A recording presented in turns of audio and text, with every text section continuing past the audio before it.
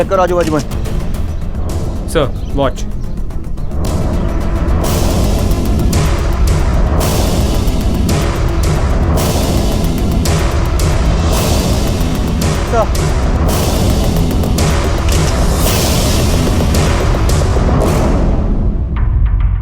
Sir लड़की के पास पड़े बैग से जो सामान मिला है, इन पर से फिंगरप्रिंट्स लेकर हमने एनालिसिस के लिए भेज दिया, लेकिन सर लड़की की बॉडी क्लेम करने के लिए कोई आया नहीं है।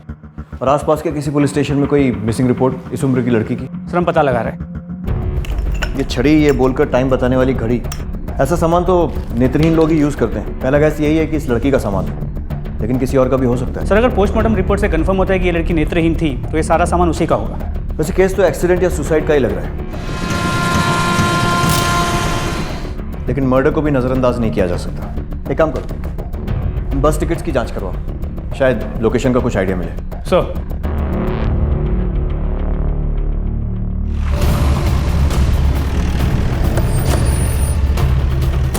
हाँ सर, ये टिकट हमारी बस कंपनी की है और सर ये कल का टिकट है। हबीबगंज से भोपाल जंक्शन के लिए काटा गया है और सर बाकी टिकट्स या तो हबीबगंज जाने के लिए है या हबीबगंज आने के लिए। ये टिकट्स हमें एक नेत्रहीन लड़की के पास से मिले। ये टिकट आपने काटी है? हमारी कंपनी की बहुत सारी बसेस और बहुत सारे कंडक्टर, बताना मुश्किल है सर किसने काटा है, क्योंकि सर बहुत सारे पैसेंजर्स हैं, किस किस को याद रखेंगे। ठीक है, thank you. Thank you. Habibganj चलो।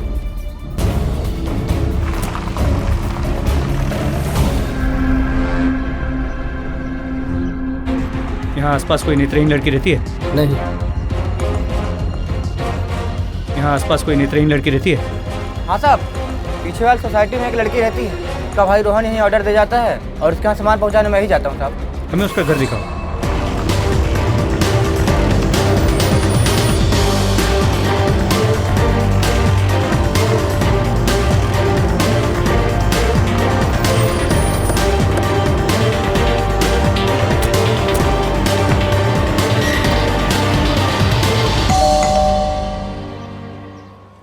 क्या हो गया साहब? यहाँ कोई नेत्रहीन लड़की रहती है? हाँ, अनुराधा रहती है। हमें शक है कि उसका ट्रेन एक्सीडेंट हो गया। क्या? अनुराधा का एक्सीडेंट हो गया? कल? अच्छा, उसके घर में कोई और नहीं है, माँ बाप वगैरह? इसके माँ बाप जैसे हैं साहब, बस एक भाई है उसके साथ उसका। तो इस वक्त उसका भाई कहाँ है? किसी काम से चंडीगढ़ गया हुआ है। रोहन को क्या जवाब देंगे हम? रात को तो हम आए थे, दरवाजा भी खटखटाया था हमने सोचा कि सो रही होगी, डुप्लीकेट चाबी रहती है हमारे पास। सुबह जब हमने घर खोलकर देखा, कोई नहीं था घर में। अगर घर में कोई नहीं था तो आप लोगों ने उसकी मिसिंग कंप्लेंट क्यों नहीं लिखवाई? हमने सोचा कहीं गई होगी साहब। ठीक है, उसके घर की डुप्लीकेट चाबी ले आई।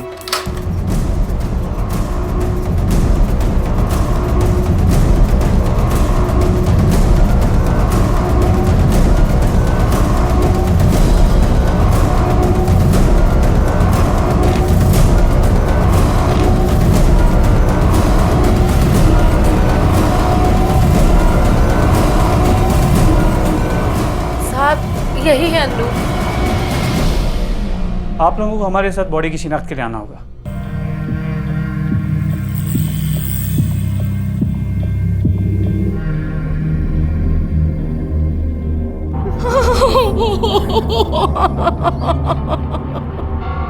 हे भगवान, ये क्या हो गया? रोहन को क्या जवाब दूंगी अब? अनुराधा और रोहन को हम अपने बच्चों जैसा प्यार करते हैं इंस्पेक्टर साहब। और आपके बच्चे? हमारा बच्चा नहीं है साहब। इन लोगों को आप कब से जानते हैं? जब से ये हमारे पड़ोस में रहने आए थे, बहुत प्यार करते थे दोनों एक दूसरे को।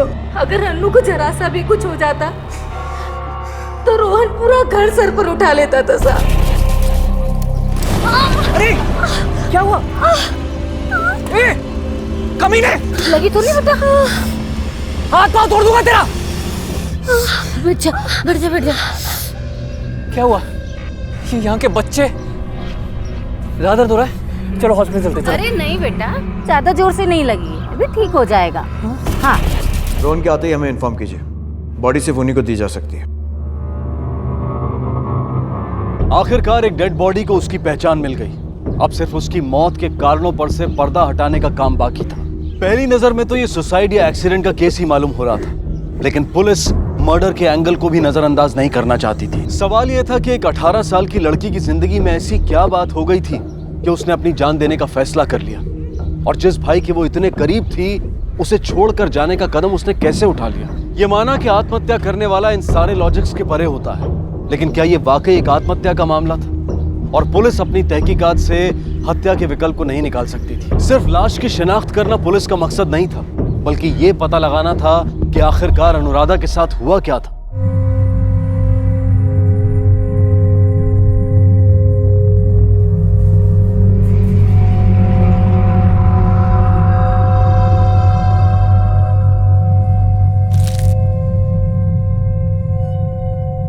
भैया भैया भैया, टाइम क्या हो रहा है? डॉक्टर अंकल ने कहा था 9 बजे दवा लेने को।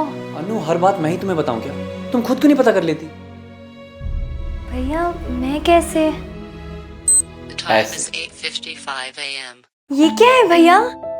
ये घड़ी है। अब टाइम जानने के लिए तुझे मुझसे या किसी और से पूछने की जरूरत नहीं है, बस ये बटन दबाया और थैंक यू भैया।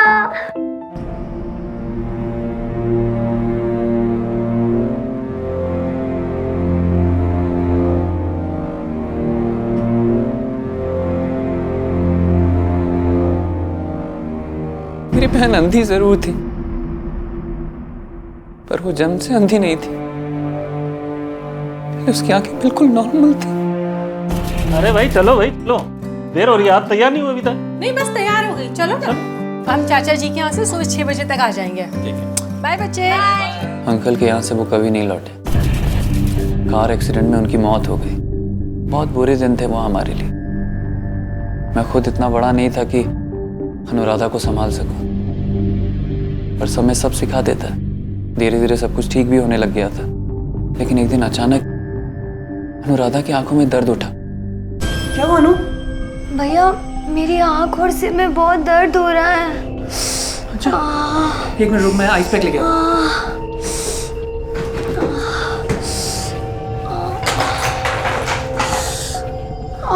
आराम मिल रहा है? पहले उसकी आंखों पर चश्मा चढ़ा, फिर धीरे धीरे उसका नंबर बढ़ता रहा, और आखिर मुझे नहीं पढ़ना है, मुझे नहीं पढ़ना, मुझे कुछ नहीं दिखता, मुझे कुछ नहीं दिखता है। नहीं, मुझे नहीं पढ़ना, मुझे नहीं पढ़ना है। क्या हुआ बेटा? भैया मुझे कुछ सही से नहीं दिखता है भैया। हाँ तो हम जा रहे हैं ना डॉक्टर के पास, सब ठीक हो जाएगा। भैया मुझे इस अंधेरे से निकालो भैया, मुझे बहुत दर्द होता है। सब ठीक हो जाएगा। अनुराधा ने तो धीरे धीरे अंधेरे को एक्सेप्ट कर लिया, और अंधेरों ने उसके अंदर की जीने की रोशनी को ही निकल लिया। किसी डॉक्टर को दिखाया था उसे? छोटे बड़े हर डॉक्टर को दिखाया था, फिर उनके कहने पर हैदराबाद भी लेकर गया था, पर कोई फायदा नहीं हुआ। क्या अनुराधा डिप्रेस भी थी? मतलब क्या यह हो सकता है कि वो खुद ट्रेन के सामने आई हो? सुसाइड? पता नहीं सर, पर पहले भी उसने 1-2 बार सुसाइड अटेम्प्ट किया है। अनु, ये मैंने कुछ पकौड़े। अनु, क्या कर रही है? नहीं, अरे रोहन, रोहन, छोड़। सर नहीं करते रोहन। क्या हुआ आंटी? रोहन के हाथ काट रही चाकू से अपना। हाथ काट? मेरा दम घुटता है, मुझे नहीं अनु! जीना है, मुझे छोड़ो। चुप कर, इसे नहीं करते बेटा। श्रीवास्तव अंकल और आंटी ने बहुत हेल्प की। अगर वो नहीं होते तो मैं तो अनु को संभाल ही नहीं पाता। ठीक है, अब जा सकते हैं। जरूरत पड़ी तो दोबारा बुलाएंगे। जी।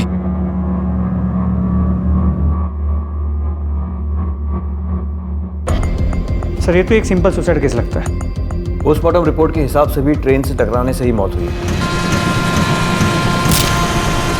किसी तरह का सेक्सुअल असॉल्ट भी नहीं है। पर किसी ने एक अंधी लड़की को ट्रैक पर जाने से रोका क्यों? कुछ तो नॉर्मल नहीं है। लगता तो सुसाइड ही है, लेकिन वो अकेले इतनी दूर तक पहुंची कैसे? सारे सबूत और गवाह इस बात की तरफ इशारा कर रहे थे कि अनुराधा ने आत्महत्या की है। उसने पहले भी सुसाइड अटेम्प्ट किया ही था। साफ तौर पर यह मामला डिप्रेशन से गुजर रही एक लड़की के अपने आप को खत्म कर देने का लग रहा था। लेकिन कुछ ऐसा था जिसकी वजह से पुलिस इस बात से पूरी तरह से कन्विंस नहीं हो रही थी। खासकर ये बात कि अनुराधा इतनी दूर अकेले क्यों गई होगी, और अगर एक अंधी लड़की सुसाइड करने के लिए ट्रैक पर चल रही होगी तो क्या उसे किसी ने नहीं देखा होगा। कुछ सवाल थे जिनके जवाब मिलना जरूरी था। क्या ये सब कुछ संयोग था या फिर एक सोची समझी साजिश। पुलिस ने अपने तरीके से कुछ और लोगों से पूछताछ करने का फैसला लिया। मैं तो सुबह निकल जाता हूँ साहब, मैंने कुछ भी नहीं देखा। मुझे कुछ नहीं पता साहब, मैं तो यहाँ कुछ ही दिन पहले आया हूँ, यहाँ तो किसी को जानता भी नहीं। रोहन तो दिख जाता था, पर उसकी बहन को तो मैंने कई महीनों से नहीं देखा है। बाहर बहुत कम निकलती थी और अकेले तो मैंने कभी देखा ही नहीं। तुम्हारी शिफ्ट कौन सी है? हम ही 24 घंटे ड्यूटी करते हैं साहब। तो सोते कब हो? ऐसे ही साहब, दिन में कभी सो जाते हैं दोपहर के खाने के बाद, रात में अक्सर सो जाते हैं। वो क्या है ना कि रात में लोग कम आते जाते हैं। सब यहाँ कौन सा आतंकवादी आने वाला होता है साहब। ऐसे सोसाइटी वालों को 2 पैसे कम में 24 घंटे का चौकीदार मिल जाता है और हमको भी 2 पैसे अधिक मिल जाते हैं साहब। अनुराधा को जानते हो? वो अंधी लड़की है साहब, रोहन की बहन। हाँ, 16 तारीख को यहाँ से बाहर निकली थी, देखा था? नहीं साहब, ठीक से याद करो। पक्का याद है साहब, रोहन उसका बहुत ख्याल रखता है। भैया जी, रोहन साहब। इंटरनेट से सब सीख लिया मैंने, 1 नंबर चोटी बनी है तेरी। रोहन साहब, हाँ, कल सुबह पानी नहीं आएगा तो आज शाम को ही भर लीजिएगा कल सुबह के लिए पानी। अच्छा ठीक है। 1 मिनट गुड्डू। हाँ, इसका ख्याल रखना, ठीक है? और ये कहीं बाहर जाए ना तो मुझे या श्रीवास्तव अंकल को फ़ोन कर देना। पक्का फ़ोन करेंगे साहब। साहब, अनुराधा अगर यहाँ से बाहर जाती तो हम पक्का उसको रोकते या फिर श्रीवास्तव साहब को कॉल करते। साहब, हम कई सालों से इस सोसाइटी में हैं। ड्यूटी ठीक से करते हो? एकदम चुस्ती से करते हैं साहब। देखते हैं।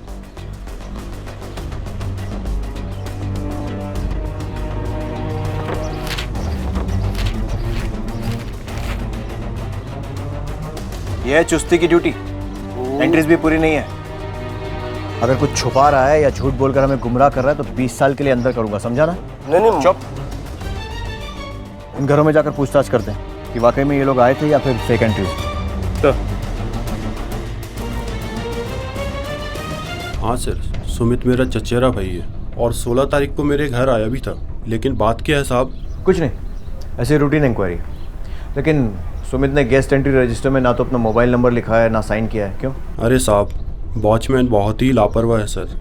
कई बार विजिटर्स को खुद ही मना कर देता है रजिस्टर में एंट्री करने के लिए। बोलता है कि इससे पेज भर जाएगा। मैंने उसको कई बार डांटा साहब, लेकिन कुछ दिन बाद वो फिर से वैसे ही हो जाता है। और तो और साहब, उसका कैरेक्टर भी अच्छा नहीं है। वो आने जाने वाली लड़कियों को घूरता रहता है। अपने पड़ोस में जो मिश्रा जी रहते हैं उनकी लड़की के साथ छेड़खानी कर दी थी साहब। लोग तो पुलिस में रहने वाले थे। माफ़ी मांगने पर मामले को दबा दिया गया था साहब।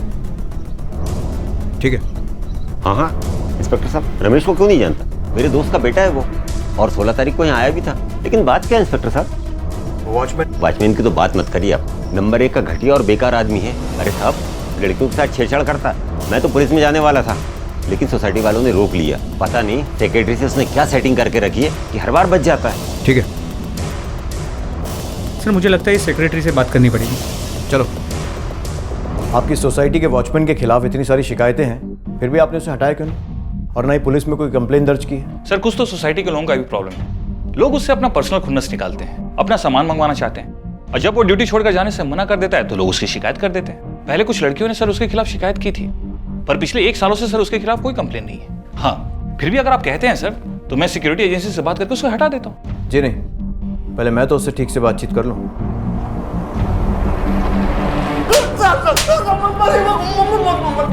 सच यही है साहब कि हमारा इसमें कोई कसूर नहीं है।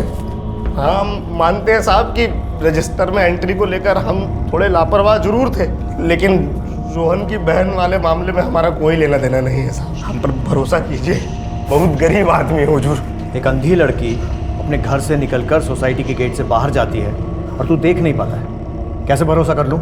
हमारी किस्मत टूटी थी हुजूर। हो सकता है उसी वक्त हमारी आंख लग गई हो। और ये आंख लग गई थी या जानबूझकर आंख बंद करके बैठा हुआ था? हाँ साहब, आप बेकार में हमको मार रहे हैं साहब। साहब, वो अमन भी तो उस दिन आया था, लेकिन वो बड़े घर में रहता है, पैसा वाला है, तो उसको नहीं पकड़िएगा, बस हम गरीब को ही मारिएगा सब मिलके। कौन अमन? श्रीवास्तव साहब का बेटा है। क्या? श्रीवास्तव का बेटा? और आपके बच्चे? हमारा बच्चा नहीं है साहब। हाँ, जो रोहन के पड़ोसी श्रीवास्तव, उन्हीं का बेटा है अमन। एक नंबर का पियक्कड़। उस दिन महीनों के बाद आया था साहब। पहले भी रोहन की बहन से छेड़छाड़ के मामले में उसे सोसाइटी से बाहर निकाला जा चुका है। अभी के लिए छोड़ रहा हूँ, लेकिन एक चीज़ याद रखना, आगे से सोसाइटी में जो कुछ भी होता है उसकी एक एक मिनट की खबर चाहिए मुझे। देंगे साहब। और ये मत सोचना कि तुझ पर से नज़र हट गई है। निकल। पुलिस को गलत जानकारी देना भी अपराध है, जानते हैं ना? सजा हो सकती है इसके लिए आपको। हमने कोई गलत जानकारी नहीं दी साहब। आपने कहा था आपका कोई बच्चा नहीं, फिर ये अमन कौन है? अमन ने मेरी कोख से जन्म जरूर लिया है, पर हमारा उससे कोई रिश्ता नहीं है। हम उसे घर से निकाल चुके हैं। घर से निकाल दिया तो मतलब वो आपका बेटा नहीं रहा? आपको मैं बताना चाहिए था कि आपका एक बेटा है जो अब आपके साथ नहीं रहता है। उस दिन वो यहाँ क्यों आया था? पैसे मांगने आया था साहब, पर हमने उसे बिल्कुल भी पैसे नहीं दिए। पैसे उसको दे देते तो उसकी आदत और बिगड़ जाती। क्या बताऊं साहब, उसे जुए और शराब की तो इतनी खराब आदत लगी है कि मेरे ऑपरेशन के लिए पैसे रखे हुए थे वो भी चुरा कर ले गया और जुए में हार गया। और एक बार तो हद ही कर दी उसने, अनुराधा पर बुरी नजर डाली। तब से हमने उससे कोई रिश्ता नहीं रखा, घर से निकाल दिया साहब। माँ बाप की बातों से ये तो क्लियर है कि वो वॉचमैन सही बोल रहा था। सिंह, इस अमन को थाने बुलाओ।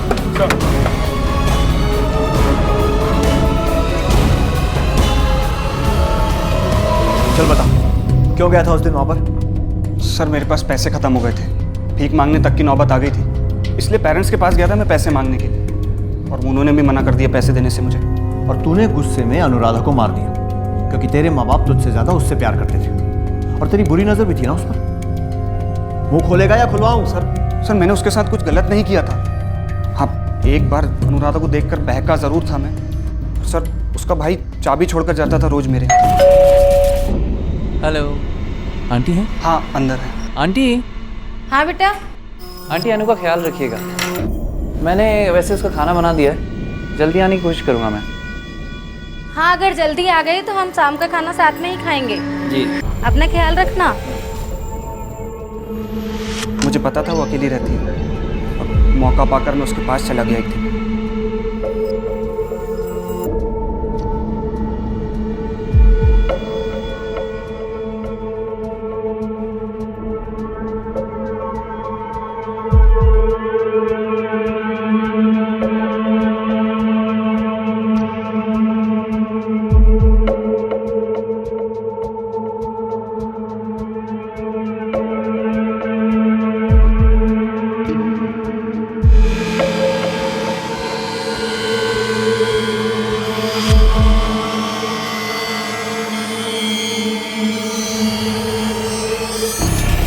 उसे देखता था पर कभी भी टच नहीं किया सर उसको। लेकिन तेरे माँ बाप का कहना है कि तूने उसके साथ बदतमीजी की। सर वो झूठ बोलते हैं, मैंने ऐसा कुछ भी नहीं किया सर। सर बताता हूँ सर, एक बार, सिर्फ एक बार उसको टच किया था और मैं इंतजार करने लगा कि रोहन कब जाए और मैं वहाँ जाऊँ।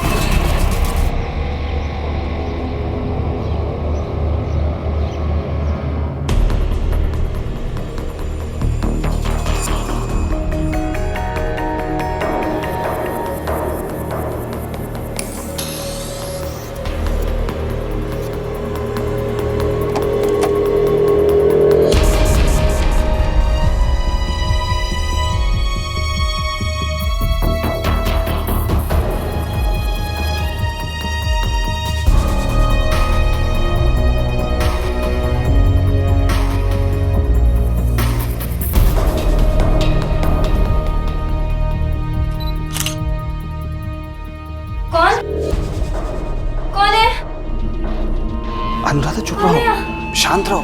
अब अमन भी आप? किसी को क्या पता चल रहा है में क्या हुआ? दिन रात भैया भैया छोड़ो, बचाओ बचाओ, छोड़ो छोड़ो। तू यार रोहन के घर में क्या कर रहा है? क्यों? बच्ची को छेड़ रहा है? नहीं है। अरे ये छेड़ रहा था बच्ची को। ऐसा कुछ नहीं है। अरे झूठ बोल रहा है तू।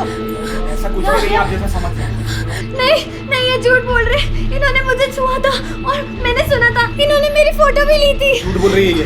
नहीं सच्ची। देखो अरे ये देखिए,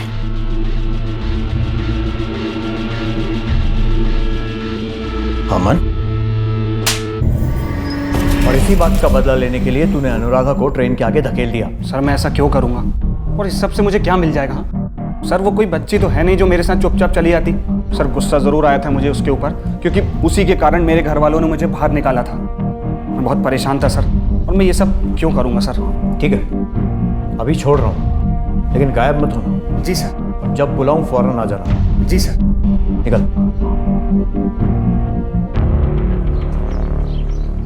बात तो इसकी सही है, अनुराधा इसके साथ क्यों जाएगी? जब इसने अनुराधा के साथ गलत हरकत करने की कोशिश की थी तो उसने शोर मचाकर अपने आप को बचा लिया था। मतलब अमन का अनुराधा को बहला फुसला कर ले जाना तो बहुत मुश्किल है। फिर मुझे अभी भी लग रहा है कि अनुराधा किसी जान पहचान वाले के साथ ही घर से निकली होगी। अब इस मामले में रोहन ही कुछ और बता सकता है।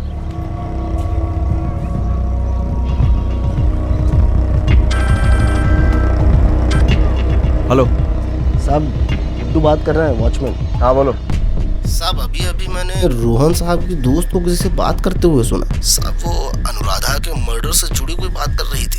रोहन साहब की दोस्त भी इसी सोसाइटी में रहती है साहब। पता मालूम है उसका? हाँ साहब, 2 गली छोड़ के।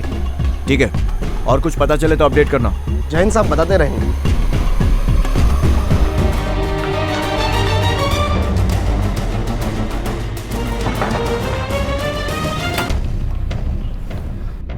जी, रोहन को जानती? मैं रोहन को कुछ सालों से जानती थी और हम दोनों बहुत अच्छे दोस्त हैं। सिर्फ दोस्त या? एक्चुअली हम दोनों रिलेशनशिप में थे और अभी हमारा ब्रेकअप हो चुका है। ब्रेकअप की वजह? रोहन अपनी बहन के केयर में कुछ ज़्यादा ही बिजी रहता था, मुझे बिल्कुल भी टाइम नहीं देता था। और हर गर्लफ्रेंड चाहती है कि उसका बॉयफ्रेंड उसे टाइम दे, पर नहीं। डेट में होने के बाद भी उसका दिल और दिमाग अनुराधा की केयर में ही लगा रहता है और हमारे झगड़े होने लगे। तुम कहाँ बिजी हो रोहन? अरे कुछ नहीं, मैं वो बस मिसेस श्रीवास्तव को मैसेज कर रहा था। अनु की चाय का टाइम हो गया है ना, वो खुद बनाती तो गिरा देती। रोहन, वो अपना ख्याल रख सकती है। वही तो वो नहीं रख पाती है ना। रोहन, वो दुनिया की अकेली सी लड़की नहीं है जो अंधी है। ये क्या तमीज हुई बात करने की? उसे अंधी मत बुलाओ। क्या बोल रहा है? सूदा आरती, वो हमारी पहली लड़ाई नहीं थी और ना ही आखिरी। अल्टीमेटली हमारा ब्रेकअप हो गया। उसके बावजूद हमारे झगड़े होते ही रहे। किस वजह से? प्रतीक। ये प्रतीक कौन? रोहन के बाद मैं प्रतीक से मिली, वो मुझे अच्छा लगने लगा और हम बाहर मिलने लगे। और एक दिन चलो मेरे साथ। रोहन, मैं तुम्हारे साथ नहीं जाना चाहती। आरती, मुझे तुमसे बात करनी है। तुम चलो यार। अच्छो क्यों? अच्छो अपनी बहन से फुर्सत मिल गई? अरे जा जाके देख, अंधी का साली कहीं घर ना जा। राम कौन? छोड़ मत। साले जान से मार दूंगा मेरी बहन के बारे में। मैं दूर रहे मुझसे, वरना तेरी बहन को घर से उठा लूंगा मैं। अबे छोड़ना यार। रोहन से आखिरी बार कब मिली थी? राधा की मौत के बारे में सुनकर मुझे बहुत दुख हुआ, इसलिए मैं रोहन से मिलने गई थी। दुख हुआ था या खुशी? जी। प्रतीक कहाँ मिलेगा? पुलिस के लिए एक साथ 2 खुलासे हो गए। पहला ये कि रोहन भी किसी रिलेशनशिप में था, और दूसरा, रोहन ने अपनी एक्स गर्लफ्रेंड के प्रेजेंट बॉयफ्रेंड प्रतीक के साथ मारपीट की थी। आरती के स्टेटमेंट के मुताबिक ये प्रतीक भी कोई दूध का धुला हुआ नहीं था। उसने भी रोहन से बदला लेने की बात कही थी। अब पुलिस की सस्पेक्ट लिस्ट में प्रतीक का नाम भी आ गया था। कहीं ये प्रतीक ही तो नहीं था जिसने अनुराधा की हत्या करके रोहन से अपना बदला लिया था। अब पुलिस के लिए प्रतीक से पूछताछ करना बेहद जरूरी हो गया था। हाँ सर, ये सही है कि रोहन और आरती के ब्रेकअप के बाद आरती और मैं मिलते थे। तूने तो रोहन से बदला लेने की कसम भी खाई थी, और अंधी अनुराधा तेरी कसम पूरी करने के लिए बहुत इजी टारगेट थी ना, और इसीलिए तूने उसे मार डाला। नहीं सर, वो तो मैंने गुस्से में कह दिया था। आप मेरा रिकॉर्ड चेक कर सकते हैं सर, मेरे ऊपर कोई केस नहीं हुआ। मर्डर तो दूर की बात है सर। ठीक है, इस पर नजर रखो, बैकग्राउंड चेक करवाओ इसका। आरती से पूछ लिया, इस प्रतीक की बात भी सुन ली। अब जरा इस रोहन से पूछते हैं, पता तो चले कि तीनों में से सच कौन बोल रहा है। हाँ सर, पहला हाथ मैंने उठाया था। मैं उससे नफरत करता था, उसकी वजह से मेरी आरती दूर हुई थी, और उसने मेरे बहन के बारे में भी उल्टा पुल्टा बोला था। लेकिन उसके बाद मेरी उससे कोई मुलाकात नहीं हुई। अच्छा, तुम्हारी बहन कहीं पढ़ाई करती थी क्या? जब हम पहली बार तुम्हारे घर गए थे तो वहाँ ब्रेल में लिखी कुछ किताबें देखी थी। हाँ सर, ब्लाइंड स्कूल में। दरअसल जब से उसकी आंखों की रोशनी गई मैंने उसकी पढ़ाई के बारे में कभी सोचा ही नहीं। फिर एक दिन जब श्रीवास्तव अंकल और आंटी 10 दिन के लिए कहीं बाहर जा रहे थे तब मुझे रियलाइज़ हुआ कि इस दौरान अनु का ख्याल कौन रखेगा। तब अंकल ने सजेस्ट किया कि मैं उसे किसी ब्लाइंड स्कूल में डाल दूँ। फिर मैंने अनु से इस बारे में बात की। अनु, जी भैया। तुम्हें ना सेल्फ डिपेंडेंट बनना होगा और इसके लिए तुम्हें ब्लाइंड स्कूल जाना होगा। वहाँ जाकर तुम काम करना सीख लोगी, बाहर घूमना फिरना सीख लोगी और हो सकता है कोई नया काम भी सीख लो।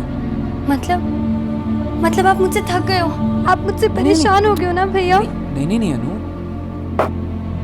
ऐसी कोई बात नहीं है। अरे मुझे गलत मत समझ, मैं ऐसे काम छोड़ के कितने दिन तक तेरी देखभाल कर पाऊंगा।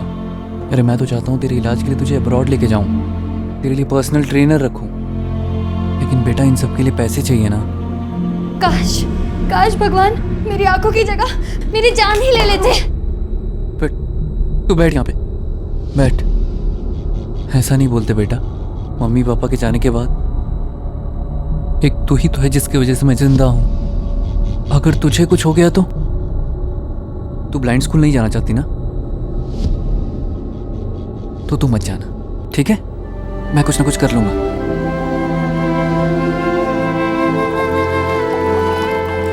भैया शायद आप सही कह रहे हो, मैं अंधी हूँ, ये चीज मुझे एक्सेप्ट करनी ही होगी। पर क्या करूं भैया, इस अंधेरे में मेरा दम घुटता है। इस जिंदगी का क्या फायदा जिसमें मैं अपने भाई का चेहरा भी ना देख सकूं। अरे भैया आप कितने पतले हो गए हो। मेरी चिंता करने के कारण आप अपना ध्यान रखना भूल जाते हो ना भैया? नहीं है, ऐसा बिल्कुल नहीं है। नहीं भैया, ऐसा ही है। अगर आप मुझसे प्रॉमिस करो कि आप अपना ध्यान अच्छे से रखोगे तो मैं ब्लाइंड स्कूल जाने के लिए तैयार हूँ।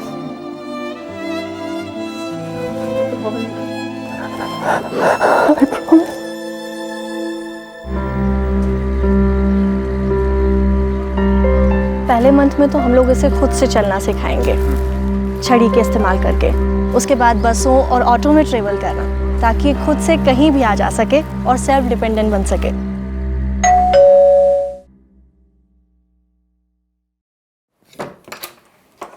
अरे अनु, भैया कैसी मेरी बहन? मैं एकदम ठीक हूँ। भैया आपको पता है मैंने ना टिकट खुद लिया और बिना किसी और के सपोर्ट के अकेले घर वापस आई। हाँ पता है, इतने टाइम के बाद बस में जाने में बहुत मजा आया। अकेले? हाँ। झूठ बोलती है? नहीं, ये बिल्कुल सच बोल रही है। इसने अकेले ही पूरा ट्रेवल किया है। मैं तो बस इसीलिए साथ आई कि अगर कोई प्रॉब्लम हो तो मैं हैंडल कर सकूं। Cute sister, my best brother. कुछ दिन तक तो सब कुछ ठीक था, पर फिर एक दिन मुझे ब्लाइंड स्कूल से फोन आया। देखिए, जो लोग जन्म से अंधे नहीं होते हैं और कुछ समय बाद अपनी आंखों की रोशनी खो देते हैं, उनके साथ कुछ मानसिक परेशानियां हो जाती हैं। मैं समझता हूं अनुराधा के साथ भी कुछ ऐसा ही है। अब देखिए, आज सुबह ही उसने सुसाइड अटेम्प्ट किया। क्या? और जब हमारे स्टाफ के लोगों ने उसे रोकने का प्रयास किया तो उसने एक कसर फोड़ दिया। उसे किसी अच्छे साइकियाट्रिस्ट को दिखाने की जरूरत है। मैं अब और उसे यहाँ नहीं रख सकता, सॉरी। फिर मैं उसे अपने साथ ले आया। अनु को बहुत अटेंशन चाहिए होता। मैंने उसे डॉक्टर को दिखाया, उन्होंने उसे दवाइयाँ भी दी, उसका डिप्रेशन कम होने लगा। फिर एक दिन मुझे एक एनजीओ के बारे में पता चला जो ब्लाइंड लोगों को ब्लाइंड लोगों के साथ रखकर पर्सनल केयर और अटेंशन देती थी। मैंने जब अनु से इस बारे में बात की तो वो झट से मान गई। उसे ये जानकर खुशी थी कि वो किसी मैच्योर ब्लाइंड कपल के साथ रहेगी। बस चंडीगढ़ से आकर मैं उसे वहाँ ले जाने वाला था। कौन सा एनजीओ? वसुधा। पुलिस वसुधा एनजीओ गई और वहां जाकर पता चला कि रोहन ने सच में वहां पर अनुराधा के लिए बुकिंग करवाई थी। पुलिस डॉक्टर प्रधान से मिली और उन्होंने भी कहा कि अनुराधा हाई डिप्रेशन में थी और उन्होंने इस बात की पुष्टि की कि ये सुसाइड का मामला हो सकता है। किसी भी केस की फाइल को बंद करने से पहले पुलिस ये सुनिश्चित कर लेती है कि अब किसी भी दिशा में तहकीकात की कोई गुंजाइश नहीं रह गई है। और अनुराधा के केस में भी पुलिस ये केस की फाइल बंद करने ही वाली थी कि अचानक उनके सामने एक ऐसा तथ्य आया जिससे वो चौंक गए। ये तथ्य किसी किरदार के रूप में सामने नहीं आया था, बल्कि ये सिर्फ एक परिस्थिति की जानकारी थी और इस परिस्थिति का खुलासा सिर्फ एक ही शख्स कर सकता था। हमारी सारी इन्वेस्टिगेशन के बाद हम इस नतीजे पे पहुंचे कि अनुराधा ने सुसाइड किया था। अगर आपको हमारे इस नतीजे पे कोई भी डाउट हो तो अपना पॉइंट ऑफ व्यू बता सकते हैं। हम इस केस को फिर से इन्वेस्टिगेट करेंगे। जहाँ तक मुझे पता था मैंने आप लोग को सब कुछ सच सच बता दिया है। अब आप लोग इन मामलों को मुझसे बेहतर समझते हैं। तुम चंडीगढ़ क्यों गए थे? कितनी बार बता चुका हूँ, जॉब के सिलसिले में। क्यों? अरे क्योंकि वो बेटर ऑफर दे रहे थे। मतलब तुम परमानेंटली वहाँ शिफ्ट होने वाले थे? नहीं, ऐसा कुछ डिसाइड नहीं हुआ था, पर उनके ऑफर में 3 साल का कॉन्ट्रैक्ट था। मतलब तुम अपनी अंधी बहन को 3 साल के लिए वसुधा एनजीओ में डंप करना चाहते थे? क्या हुआ? अपनी बहन के बारे में कुछ भी भला बुरा सुनने पर उबल पड़ते हो तुम। प्रतीक को तो मार भी दिया था, यहाँ एकदम शांत बैठे। आप कहना क्या चाहते हैं? कुछ नहीं, जा सकते हो। सर, इसकी दी सारी इन्फॉर्मेशन हमेशा सही निकली है। सिंह, अब तक हमने इससे सिर्फ इन्फॉर्मेशन मांगी है, इसकी इंक्वायरी नहीं की है। आज की पूछताछ से थोड़ा हिला हुआ लग रहा है ये। अब इसकी इंक्वायरी निकालते हैं, इसके ऑफिस चलते हैं। रोहन बहुत ही मेहनती और बहुत ही होनहार लड़का है। उससे हमें कभी कोई शिकायत का मौका नहीं मिला। हाँ, उसकी सिस्टर के कारण कभी कभी हमें उसे रिलैक्सेशन देना पड़ता था, लेकिन इससे उसके कभी काम में कोई फर्क नहीं पड़ा। क्या वो अपनी सैलरी और बाकी फैसिलिटीज से खुश था? हाँ बिल्कुल सर, रिसेंटली हमने उसकी सैलरी बढ़ाई, उसका प्रमोशन भी किया। He was very happy. मुझे रोहन की ट्रैवल की सारी जानकारी चाहिए, जाने की भी और आने की भी। Yes sir. लेकिन सर आपको रोहन पे शक है? जिस तरह के बयान लोगों ने दिए हैं उससे ये कह पाना तो बहुत मुश्किल है कि रोहन ने ही अपनी बहन का मर्डर किया। लेकिन फिर भी केस बंद करने से पहले सारी जानकारी लेना जरूरी है। सर,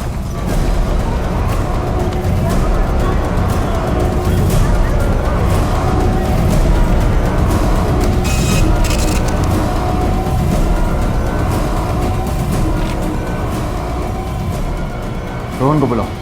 सर,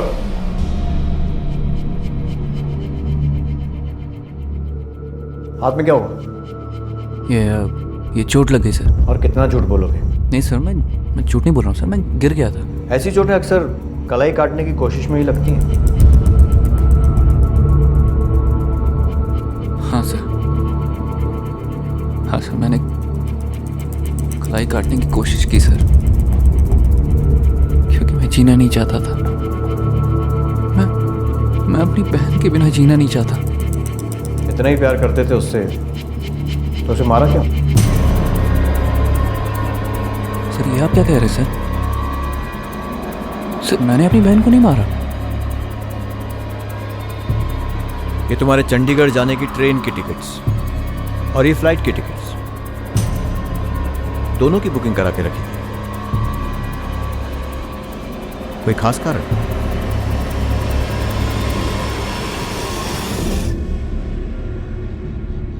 अपनी बहन को बहुत प्यार करता था। जानता हूं, और उसी गिल्ट में खुदकुशी करने की कोशिश की। जानना यह चाहता हूं कि उसे मारा क्यों? अपनी बहन को अपनी जान से भी ज्यादा प्यार करता था, पर मैं आरती को भी चाहता था। मैं आरती के साथ जीना चाहता था, पर अनु के वजह से हमारे रिश्ते में तनाव बढ़ने लगे। मैं 3-4 घंटे में आऊंगा, फिर हम खाना साथ। अरे अनु, अरे ये कैसे हो गया? भैया भैया, वो वहाँ चोट लग गई। हेलो। हाँ आरती। आरती, आई एम रियली सॉरी, मैं आज आ नहीं पाऊंगा। वो अनु को चोट लग गई है थोड़ी। मैं कब तक तुम्हारा इंतजार करूं रोहन? रोज तुम कोई ना कोई बहाना देते हो, अनु ये अनु वो। एक काम करते हैं, हम ब्रेकअप कर लेते हैं। हाँ, ये सही होगा। तुम जाकर ना अपनी लाडली बहन को संभालो, और प्लीज आज के बाद मुझे फोन मत करना। अरे आरती, मेरी बात तो सुनो। आरती, हेलो हेलो। बाद में मेरा और उसका ब्रेकअप हो गया। मैं अंदर ही अंदर घुटने लग गया था। ये समझ में ही नहीं आ रहा था कि मैं करूं तो क्या करूं। ना मैं अनु को छोड़ पा रहा था और ना ही आरती को बुला पा रहा था। मैं बस इतना जानता था कि अगर अनु किसी तरह मेरी लाइफ से चली जाए तो आरती मेरी जिंदगी में आ जाएगी। फिर मुझे कहीं से पता चला कि एक एनजीओ है जो ब्लाइंड लोगों को स्टेशन से उठाते हैं और उनके फूड और शेल्टर का इंतज़ाम करते हैं। फिर मैंने एक प्लान बनाया। मैंने 14 तारीख को चंडीगढ़ की ट्रेन की टिकट ली और 18 की रिटर्न, और फिर मैं 16 तारीख की फ़्लाइट से भोपाल आ गया और उसे फ़ोन किया।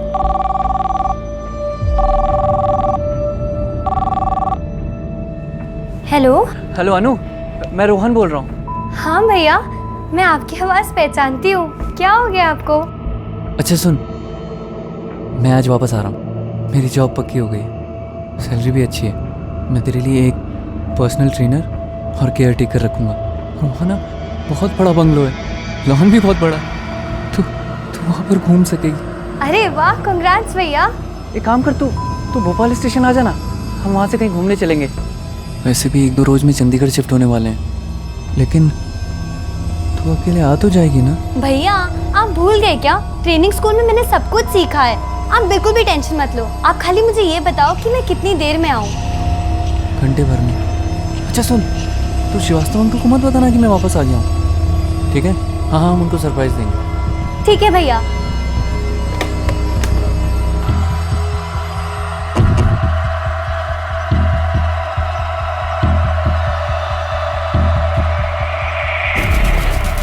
वो भोपाल स्टेशन पहुंच गई। मैं उसे लेके प्लेटफॉर्म पर आ गया। तू बस 1 मिनट यहाँ ठहरा। हाँ। मैं अभी टिकट लेकर आता हूँ, यहीं पर रुकना। हाँ।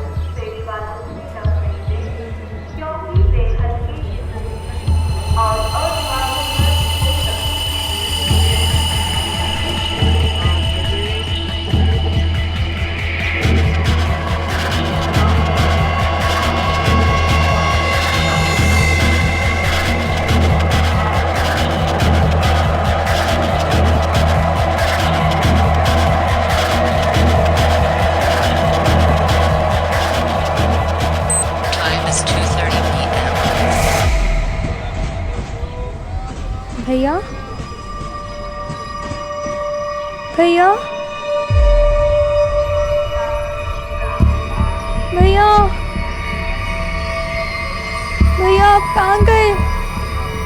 भैया क्या हुआ बेटा? वो मेरे भैया ना टिकट लेने गए थे। कहाँ पे गए? पता नहीं कहीं गए, आए नहीं अभी तक। आ जाएंगे बेटा, आप रो मत, आ जाएंगे। भैया क्या हुआ बेटा? भैया उनके भैया कहीं चले गए। नंबर है क्या आपके पास? नंबर नहीं पता। रो मत बेटा, भैया आ जाएंगे। 2 घंटे वेट करने के बाद भी कोई एनजीओ वाला उसे लेने नहीं आया। वो घबरा गई और रोने लग गई, और मुझसे उसका रोना देखा नहीं गया। मैं झट से उसके पास चला गया। भैया क्या हुआ? भैया 2 घंटे से परेशान हो रही है। भैया कहाँ थे भैया? मैं टिकट लेने गया था। मैं डर गई थी। करिए, आप नंबर भी नहीं दे, कुछ नहीं। Sorry thank you. चलो अरे मैंने बोला था ना, घबराने की जरूरत नहीं है। भैया आपने कितना देर लगा दिया। Sorry really sorry. संभल के, सीढ़ी है। क्या हुआ भैया? आप इतने चुप क्यों हो? I'm सॉरी भैया।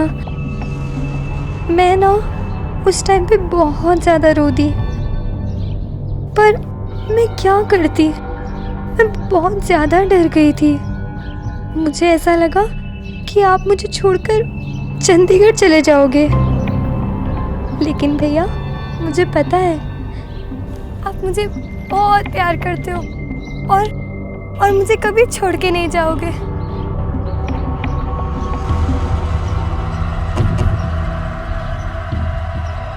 भैया भैया भैया भैया भैया भैया आपका भैया भैया भैया भैया कहाँ हो आप?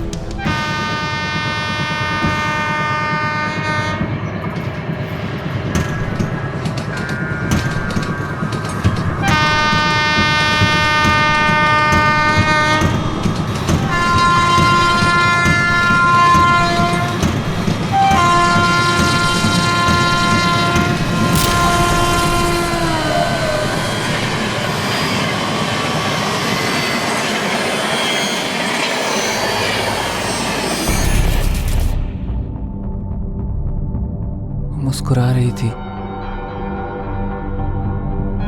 जैसे कह रही हो कि अंधी वो नहीं, अंधा मैं हो गया था।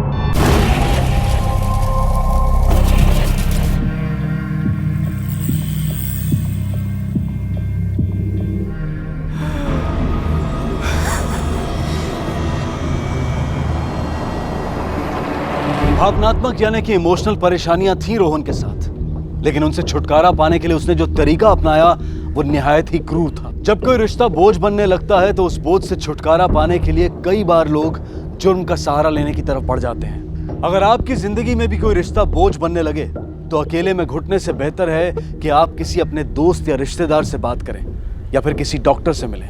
रोहन अगर चाहता तो अपनी परेशानियां श्रीवास्तव जी के साथ डिस्कस करके भी कोई रास्ता निकाल सकता था, लेकिन उसे लगा कि ऐसा करने से उसकी एक अच्छे भाई की छवि खराब हो सकती है। भाई बहन का रिश्ता किसी छवि का मोहताज नहीं होता है, ये एक पवित्र और आजीवन निभाने वाला रिश्ता माना जाता है। अपनी छवि को बचाने के चक्कर में रोहन ने इस पाक रिश्ते को दागदार कर दिया और जो उसे इस दुनिया में सबसे ज्यादा चाहती थी उसे खो दिया। जब भी आप कभी इमोशनली कंफ्यूज या हेल्पलेस महसूस करें तो एक दस्तक है कि आप शायद कोई गलत फैसला ले सकते हैं। ऐसे में ध्यान रखें कि आपको मदद की जरूरत है। अपनी कमजोरियों को पहचानें और उसे अपने भरोसे के लोगों के साथ शेयर करें। एक दूसरे का इमोशनल सपोर्ट बने, इससे आप भी खुश रहेंगे और आपके अपने भी।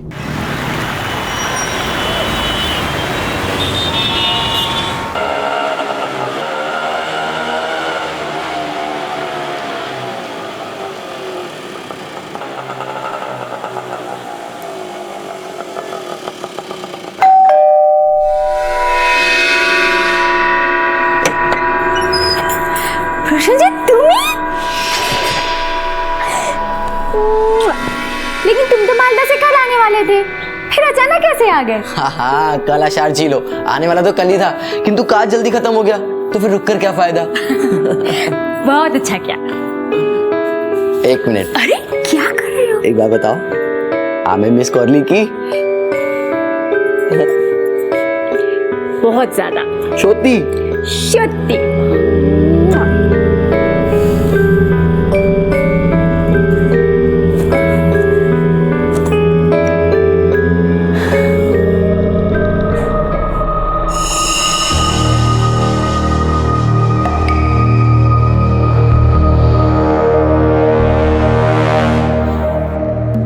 अरे क्यों हलो, ऐसे क्यों बैठी हो?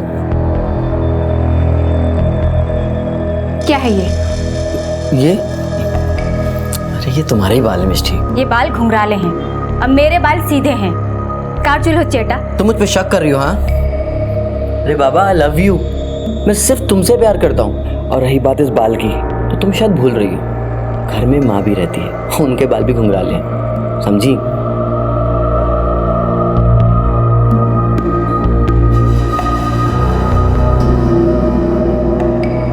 माँ। हाँ बोलो बेटा। माँ ये देखो ना, प्रसन्नजीत के शर्ट पे किसी लड़की का बाल। तू इसके लिए इतना परेशान होकर घूम रही है? अरे मेरा बाल होगा, बाहर से आया था तो गले लगा था मेरे, रह गया होगा उसके कपड़ों में। क्या छोटी छोटी बातों पे शक करती रहती है? प्रसन्नजीत ऐसा लड़का नहीं है, बहुत प्यार करता है तुझसे। हाँ ऐसे जा, चट कर।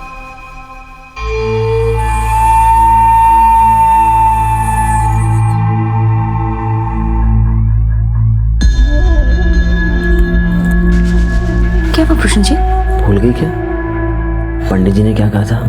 ओह सॉरी, भूल गई थी कि हम 1 साल तक कुछ नहीं कर सकते।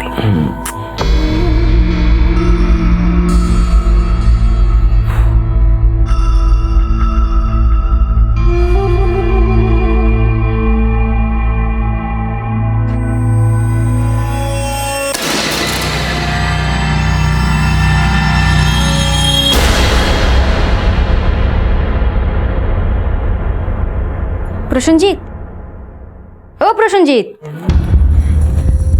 आज मुझे ऑफिस छोड़ने चलोगे? आज बहुत थका हुआ हूँ, एक्चुअली ट्रैवलिंग बहुत ज़्यादा करना पड़ा ना इस बार। कल पक्का तो मैं ऑफिस छोड़ने चलूँगा।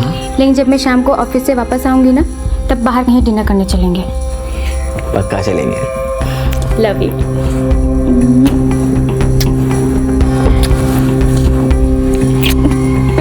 Love you too. बाय। ध्यान रखना अपना। बापी, बापी, आमी आसছি बेटा।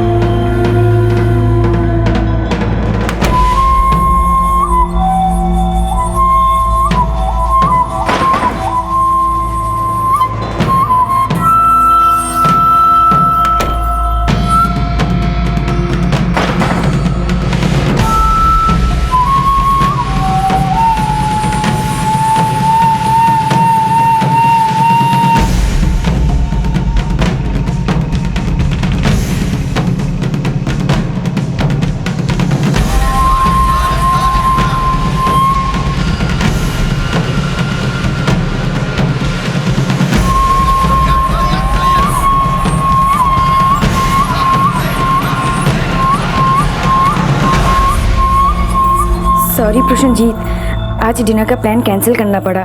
वो क्या है ना, ऑफिस में बहुत काम था इसलिए लेट हो गई मैं।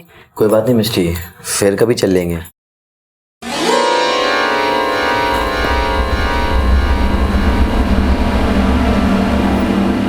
प्रशनजीत, प्रशनजीत, এটা কার হচ্ছে? किसकी पिन है ये?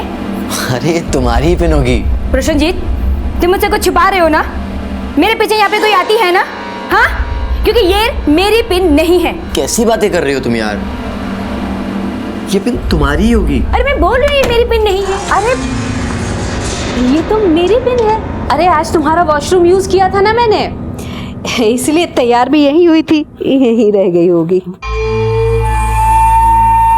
बापी, मेरे वॉशरूम का नल ठीक करा देना याद से, हाँ? और क्या मिष्टी ये बात बात पे झगड़ा करना?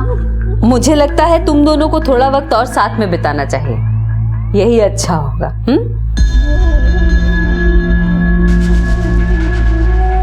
मिष्टी,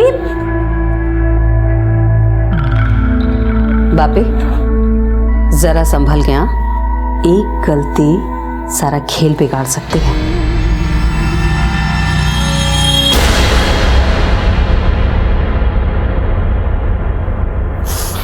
इधर देखो, मैं सच में कुछ ऐसा वैसा नहीं कर रहा हूँ। मिष्टी, आई लव यू। मैं सिर्फ तुमसे प्यार करता हूँ, कसम से मिष्टी। मैं जिंदगी भर किसी लड़की को आंख उठाकर नहीं देखूंगा, समझी? तो अब रोना बंद करो। चुप कर बेबी।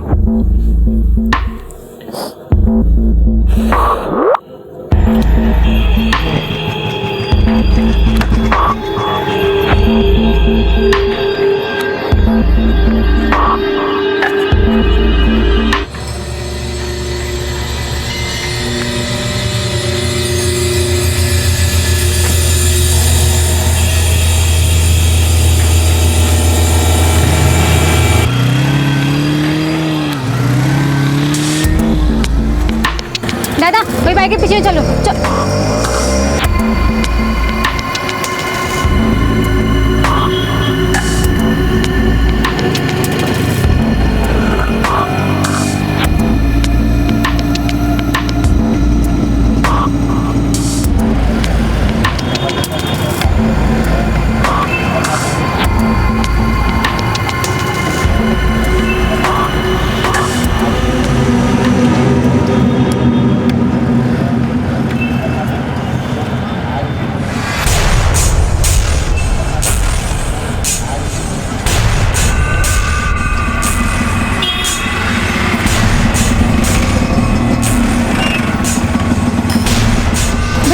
उस ऑटो का पीछा करिए।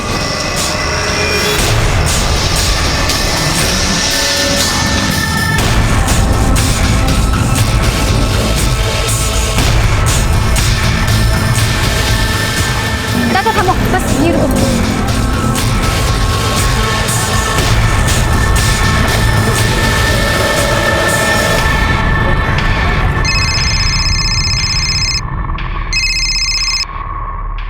हेलो, मैं बिजी हूँ, मैं बाद में बात करूंगी, ठीक है?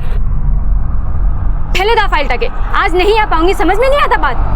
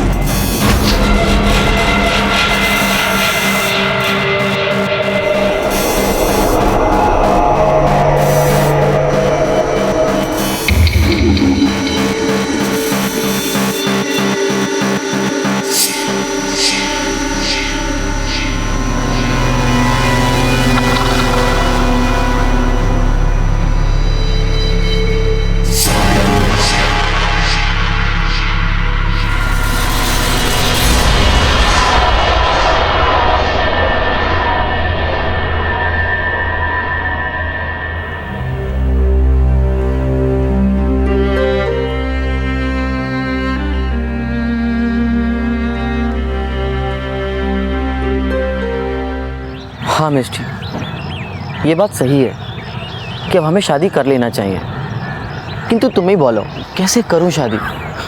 बैंक में सिर्फ 5,000 रुपये पड़े हैं। तो प्रॉब्लम की आची, अम्मी आची तो मैं हूँ ना, पैसे अरेंज हो जाएंगे। ना मिस्टी, तुम तो जानती हो मुझे किसी के आगे हाथ फैलाना अच्छा नहीं लगता। तुम्हें हाथ फैलाने की कोई ज़रूरत नहीं है। मेरे बाबा ने मेरी शादी के लिए पैसे फिक्स डिपॉजिट में डाले थे जो मेरे नाम पे हैं। देखो प्रशंसित, ये ज़रूरी नहीं है कि घर सिर्फ एक मर्द के पैसे से चले, उसका बोझ औरत भी उठा सकती है।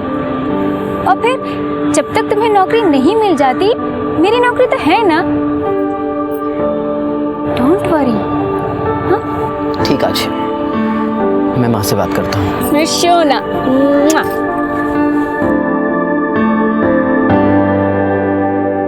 मैं उस लड़के से मिल चुका हूँ। सुमा, कौन सा इंटरव्यू देने वाला था वो? सेल्समैन का। पूरी जिंदगी सिर्फ टारगेट अचीव करते हुए निकल जाएगी।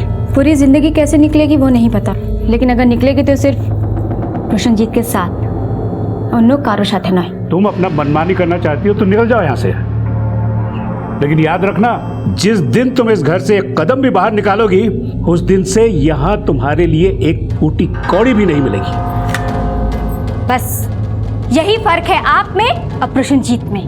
आपका रिश्ता शर्त पे टिका है, लेकिन उसका प्यार पे, भालोबाशा पे। देखिए, ये देखो, अगर उसने उस 2 टके के लड़के के साथ शादी की ना, तो मेरा उसका नाता खत्म। हेलो मिष्टी। কি হলো? কথা হয়েছে কি? बात हुई क्या? तुम्हें पता है माँ ने तो हाँ बोल दी है।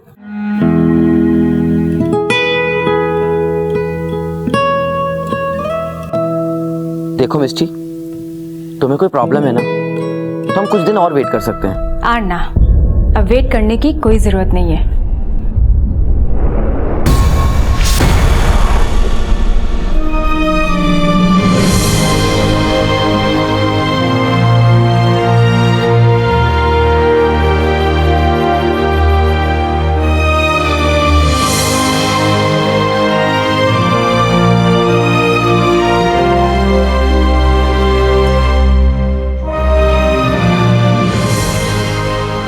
क्या मिष्टी, ऐसा भी क्या जरूरी काम आ गया जो अचानक से जा रही हो?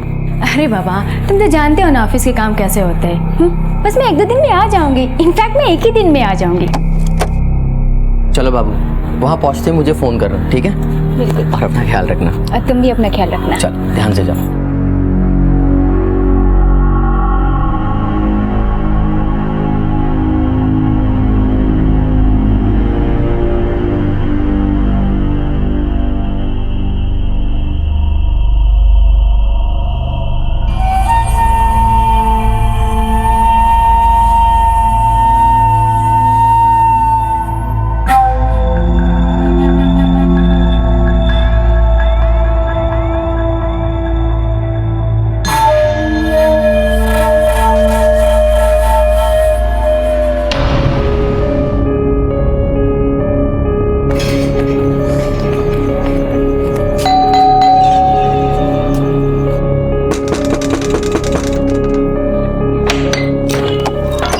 মিষ্টি তুমি সরো কি হলো নাকি মিষ্টি प्रशंजीत दरवाजा खोलो प्रशंजीत मुझे पता है कि वो अंदर ही है प्रशंजीत क्या हुआ मिष्टी हटो कहाँ है वो लड़की कौन लड़की मिष्टी हाँ वो लड़की कहाँ है अरे किसको ढूंढ रही हो कहाँ छुपाया उसे अरे किसकी बात कर रही हो मिष्टी कहाँ है वो लड़की कहाँ है हाँ कहाँ है वो लड़की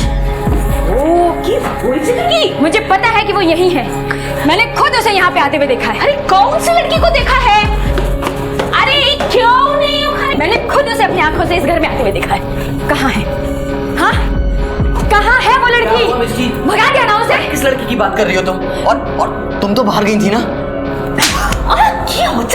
मैंने तुमसे झूठ बोला था कि मैं बाहर जा रही हूँ ताकि मैं तुम्हें रंगे हाथों पकड़ सकूं। मैंने उस लड़की को खुद इस घर में आते हुए देखा है। अरे क्या बेकार में शक करती रहती हो भाभी के ऊपर। मैं कह रही हूँ ना कोई लड़की नहीं है यहाँ पे। माँ आप चुप रहिए क्योंकि आप भी इसके साथ मिली हुई हैं और मैंने खुद आपको उस लड़के के साथ मॉल से बाहर निकलते हुए देखा है। एक लिमिट होती है हर चीज की कभी बाल कभी पेन हर छोटी चीज को लेकर शक करती रहती हो तुम। दरअसल बात तो ये है ना कि तुमने जिंदगी में कभी मुझ पे भरोसा किया ही नहीं। अगर तुम्हें मुझसे इतनी प्रॉब्लम है ना तो मैं ही चला जाता हूँ इस घर से। ना प्रशंजीत तुम्हें जाने की जरूरत नहीं है। जाऊंगी तो मैं इस घर से जाऊंगी, और वो भी डिवोर्स केस फाइल करने, क्योंकि तुम जो कर रहे हो ना उसके बाद हमारे बीच कुछ नहीं बचता। बापी सुनो तो। मिष्टी तुमको तो माँ प्लीज आप भी जाइए यहाँ से, जाना अपने घर के।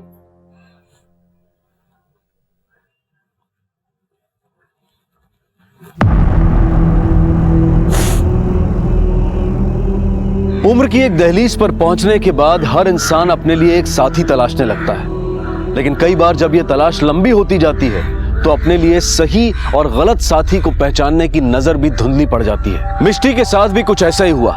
उम्र के एक पड़ाव पर उसने ये निष्कर्ष तो निकाल लिया कि प्रसन्नजीत ही उसके लिए बिल्कुल सही साथी है, लेकिन जैसे जैसे वक्त बीतता गया और प्रसन्नजीत की असलियत उसके सामने जाहिर हुई तो उसकी नजरों पर पड़ा पर्दा भी हट गया। पर इसके साथ ही उसे लगी एक गहरी चोट, एक ऐसी चोट जिस पर मरहम लगाने वाला भी कोई उसके पास नहीं था, क्योंकि शायद मिष्टी के लिए देर काफी हो चुकी थी। उसके पास तो मां की गोद भी नहीं थी जहां वो मन भर कर रो सके। और फिर मिष्टी ने तलाक का फैसला किया, पर इस झगड़े के ठीक बाद अचानक प्रसन्नजीत गायब हो गया।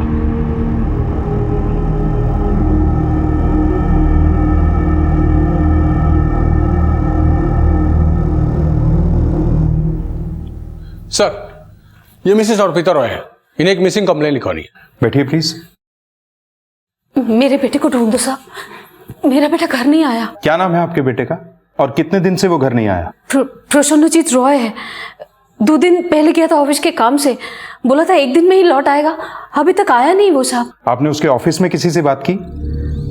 वहाँ किसी को जानती नहीं मैं साहब। ठीक है, आप अपने बेटे का ऑफिस का एड्रेस, मोबाइल नंबर और बाकी की डिटेल्स दीजिए। जैसे ही हमें कुछ पता चलेगा আমি খবর করব।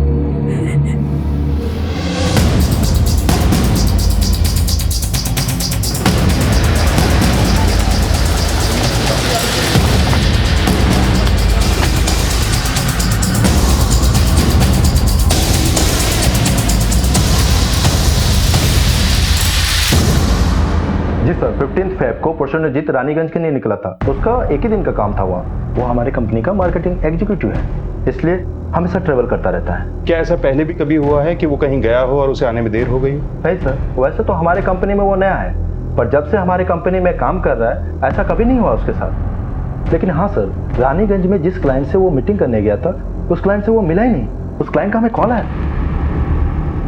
एक काम कीजिए, अब प्रसन्नजीत की पूरी जॉब प्रोफाइल हमें दीजिए, हम पता लगाने की कोशिश करेंगे। Okay sir.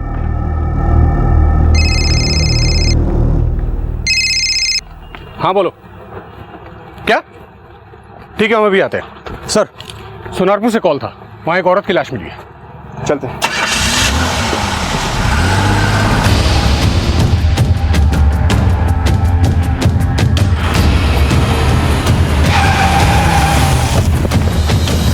आइए सर, आइए। लाश इस तरफ है सर, आइए।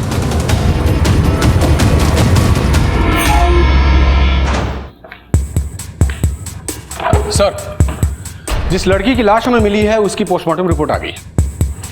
उसकी एज तकरीबन 29 साल है और उसकी बॉडी पे जो निशान पाए गए हैं वो चाकू से स्टैब किए गए हैं। कोई फिजिकल असॉल्ट? नहीं सर, कोई फिजिकल असॉल्ट नहीं है। इस लड़की की मौत हुए कितना वक्त हुआ होगा? सर, तकरीबन 48 से 50 घंटे हो गए। एक काम करो, इस लड़की की फोटोग्राफ सारे पुलिस स्टेशन में सर्कुलेट कराओ। इसके घर वाले इसकी मिसिंग कंप्लेंट लिखाने जरूर आएंगे और सारे पुलिस स्टेशन में चेक करना कहीं पहले से कोई मिसिंग कंप्लेंट तो नहीं लिखी गई, तभी हम इसके घर वालों तक पहुंच पाएंगे। और हाँ, जिस एरिया से इसकी बॉडी बरामद हुई है वहां आसपास के लोगों से पूछताछ करो, शायद वहां इस लड़की को किसी ने देखा हो। सर,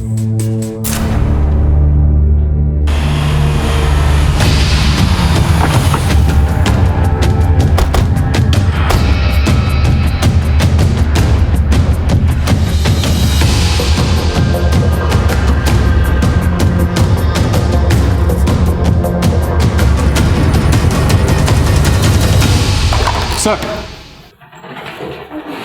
लड़की का नाम मौसमी दास है। तकरीबन 10 साल पहले दुर्गापुर पुलिस स्टेशन में इस लड़की के खिलाफ एक कंप्लेन लिखाई गई थी। और सर, इंटरेस्टिंग बात यह है कि इस लड़की के खिलाफ कंप्लेन उसी के पिता कौशिक दास ने लिखाई थी। मामला चोरी का था।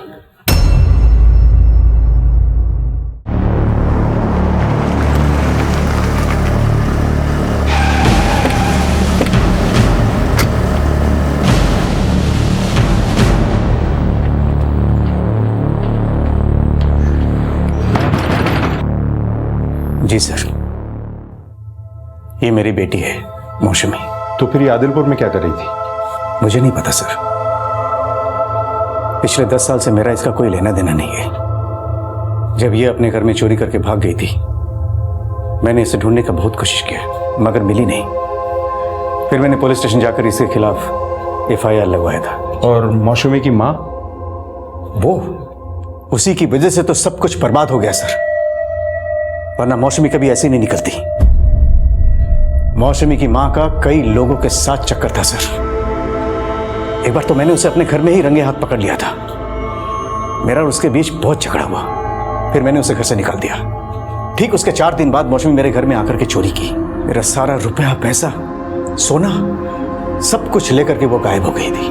उसकी कोई फोटोग्राफ? जी सर, मैं भी दिखाता हूं। ये रहा सर। जहांगीर, ये तो अर्पित रॉय है जो अपने बेटे प्रसन्नजीत की मिसिंग रिपोर्ट लिखाने आई थी। हाँ सर। तो ये प्रसन्नजीत भी आपका बेटा है? नहीं सर, मेरा कोई बेटा नहीं। तो फिर ये प्रसन्नजीत कौन है? सर, मैंने आपसे पहले ही कहा, मौसमी की माँ का कई लोगों के साथ चक्कर था। हो सकता है उसी में से किसी का बेटा होगा। जहांगीर, मुझे 100% डाउट है कि प्रसन्नजीत का गायब होना और मौसमी की लाश मिलना, दोनों में कोई कनेक्शन है। और ये कनेक्शन हो क्या सकता है? एक मिनट सर। हाँ बोलो। अच्छा ठीक है सर, कांस्टेबल देवाशीष का कॉल था। प्रसन्नजीत की कॉल डिटेल आ गई है सर। उसने बताया कि प्रसन्नजीत के नंबर की लास्ट लोकेशन चटर्जी बाड़ी थी। लेकिन सर इंटरेस्टिंग फैक्ट ये है कि प्रसन्नजीत का नंबर स्विच ऑफ होने से 1 घंटे पहले उसके फोन की लोकेशन सोनारपुर में थी, जहां से मौसमी की लाश मिली थी। सर इसका मतलब तो ये निकलता है कि जब मौसमी की मौत हुई तो वहाँ प्रसन्नजीत मौजूद था। जहांगीर, ये दोनों सौतेले भाई बहन की फोन लोकेशन एक ही जगह एक्टिव थी, जिनमें से एक गायब है और दूसरे की हमें लाश मिली। हो ना हो प्रसन्नजीत ने ही मौसमी को मारा होगा। अर्पिता जी ने अपने बेटे के मिसिंग होने की रिपोर्ट लिखवाई, पर उनकी बेटी तो दुनिया से ही मिसिंग हो गई। एक बार अर्पिता जी से पूछताछ करते हैं।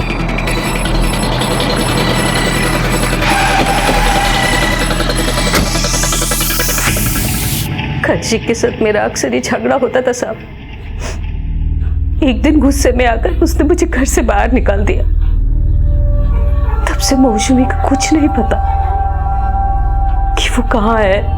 पिछले 10 साल में आपने एक बार भी ये जानने की कोशिश नहीं की कि आपकी बेटी कहाँ है, किस हाल में है? शुरू में कोशिश किया था, लेकिन मुझे पता चला कि वो घर से भाग गई है।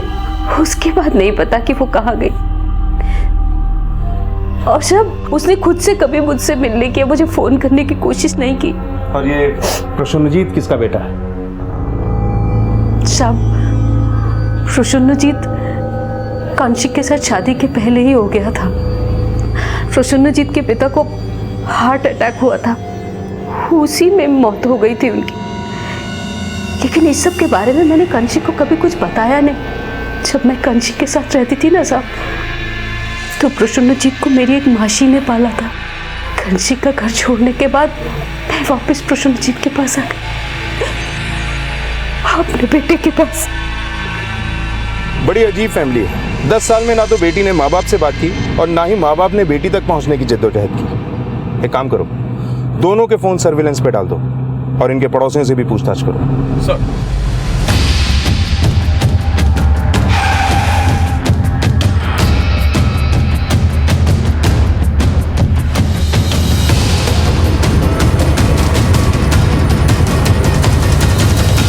सर, मैंने दोनों के पड़ोसियों से बातचीत की। इस बीच एक इंपॉर्टेंट बात सामने आई। प्रसन्नजीत के पड़ोसियों ने उसके घर मौसमी को आते जाते देखा था। इसका मतलब मौसमी की मां हमसे झूठ बोल रही है। लेकिन उसने ऐसा किया क्यों? बुलाओ उसे, एक बार सख्ती से पूछताछ करनी होगी। अर्पिता जी, आपने तो कहा था पिछले 10 साल से आपका आपकी बेटी से कुछ लेना देना नहीं, पर वो तो आपके घर आती जाती है। नहीं साहब, ऐसा कुछ भी नहीं है। मुझे तो पता भी नहीं है कि वो मेरे घर आती जाती थी। वो आपके घर आती जाती थी और आपको पता ही नहीं है? शुद्धि साहब, मेरी बात पर विश्वास कीजिए आप। साहब, हो सकता है ये सब कुछ कौशिक का किया हुआ हो। कौशिक का? हाँ साहब, हो सकता है उसे मेरी शादी के पहले के संबंध के बारे में पता चल गया हो, उससे हुए मेरे बेटे के बारे में पता चल गया हो। उसको ऐसा लगता हो कि मौसमी उसकी बेटी नहीं है। वैसे भी मेरी खुशियों से हमेशा चलता था वो साहब। मुझे फंसाने के लिए ये सब कुछ किया उसने साहब। मौसमी को पहला फुसलाकर उसने अपनी तरफ कर लिया और उसके साथ मिलकर ये जाल बुना साहब। मिष्टी कहाँ है? ऑफिस में गई है सर। सर एक मिनट। सर कंशिक की कॉल डिटेल से मैं ये पता लगा है कि उसका नंबर उस रोज उसी लोकेशन पे एक्टिव था जहां से हमें मौसमी की लाश मिली थी। और सर वहीं पर प्रसन्नजीत का नंबर भी एक्टिव था।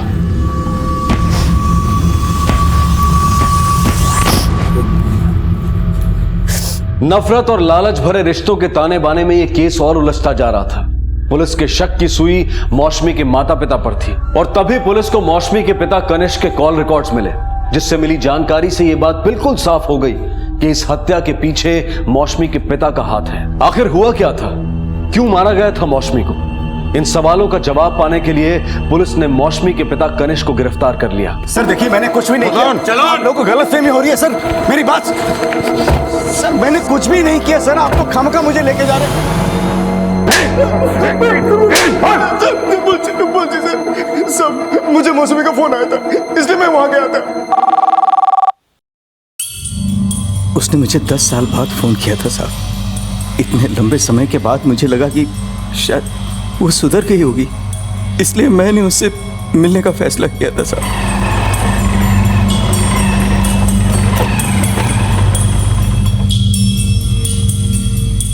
यही तो बुलाई थी। मौसमी, मौसमी, मौसमी,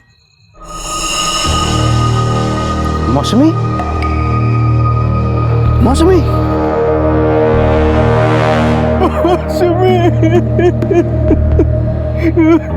मैं बहुत डर गया था सर। मुझे लगा कि सब यही बोलेंगे कि मैंने मौसमी को मार दिया है। लोगों के पास एक बोलने के लिए वजह भी तो हो जाती है ना, कि मैं क्यों 10 साल बाद यूं अचानक उससे मिलने गया। और एक टेस्ट, एक और कहानी। ऐसी कहानी हम कई बार सुन चुके हैं। तुझे तो वो तब से नापसंद थी ना, जब से उसने तेरा घर लूटा था। ऊपर से तुझे ये लगता था कि मौसमी तेरी बेटी है ही नहीं, इसीलिए तूने उसे मार डाला ना। तू भी मेरा छना। ना सर, मैंने किसी को नहीं मारा सर। अगर मेरे दिल में उसके खिलाफ कुछ था भी तो मैं 10 साल बाद उसे क्यों मारूंगा साहब? और फोन उसे नहीं किया था साहब। जब मौसमी ने तुझे फोन किया तो कितने बजे किया था? रात को करीब 10 सवा 10 हो रहे होंगे सर। उस रात 10:13 पे कंशिक के नंबर पे एक लैंडलाइन नंबर से कॉल आया था। जहांगीर, क्या ऐसा हो सकता है कि यह खून इसने किया ही ना हो? ये कोई और ही है जो इस सब में उसे फंसाना चाहता है। उसी ने कंशिक को फोन करके वहां बुलाया होगा। वैसे भी मौसमी का खून तो दिन में हो चुका था और इसे कॉल रात को किया गया। जहांगीर, इस प्रसन्नजीत का मिलना बहुत जरूरी है। बिना उसके मिले ये गुत्थी नहीं सुलझ सकती। जैसे भी, जहां से भी पॉसिबल हो, मुझे ये प्रसन्नजीत चाहिए।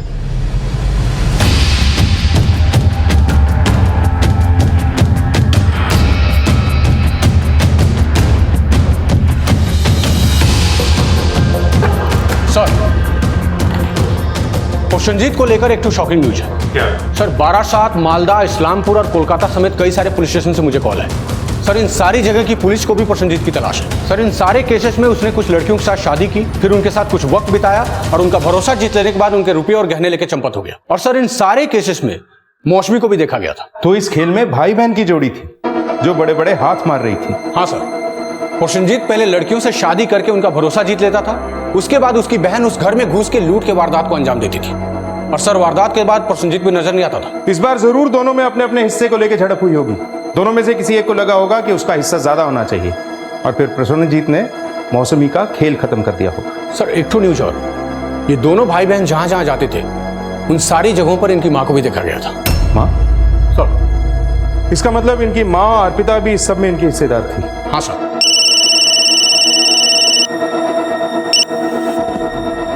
हाँ बोलो सर। प्रसन्नजीत की माँ झूठ बोल रही है। क्या? हाँ सर, मिस्टी तो 2 दिन से ऑफिस ही नहीं गई। ठीक है सर, मिस्टी गायब है। मिस्टी गायब?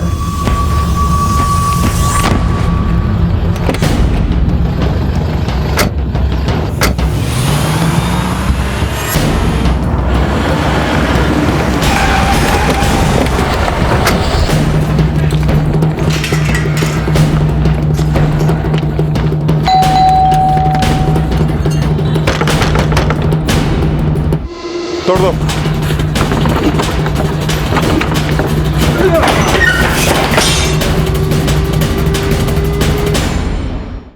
लगता है ये लोग अपना काम कर गए।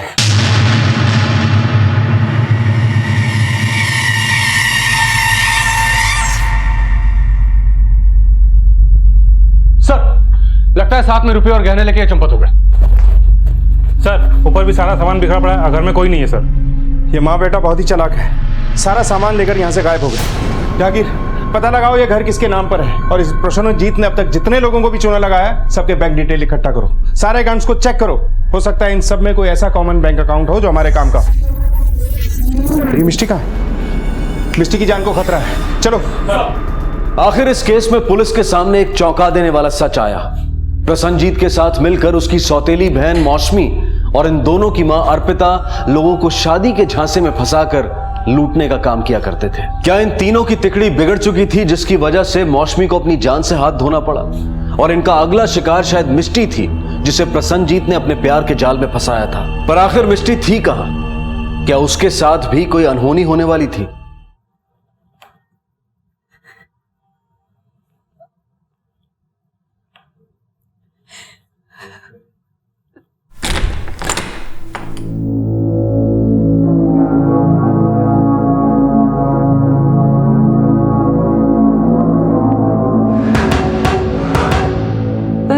देखो अम्मा की छेड़ा था, प्लीज मुझे छोड़ दो। अब मैं प्रसन्नजीत के बारे में भी किसी को कुछ नहीं बोलूंगी। बोलेगी तो तू तब ना जब हम तुझे बोलने देंगे। हाँ?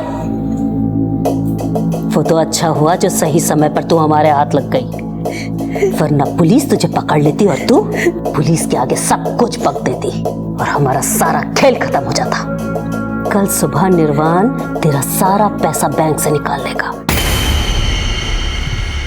उधर तेरा पैसा निकलेगा और इधर तेरी जान। सब ठीक?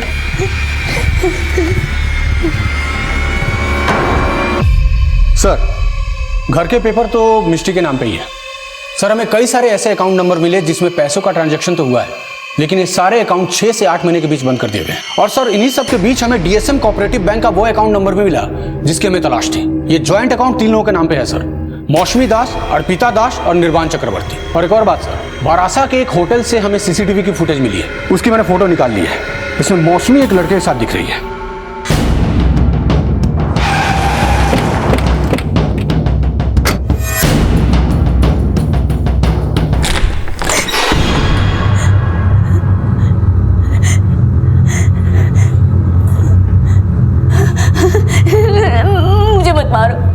मुझे मत मारो, मैं किसी को कुछ नहीं बोलूंगी, जैसे तुम लोग कहोगे मैं वैसा ही करूंगी।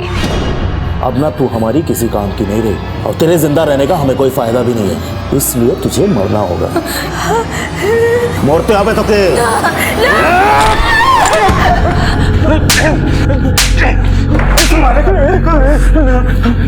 ठीक तो ना?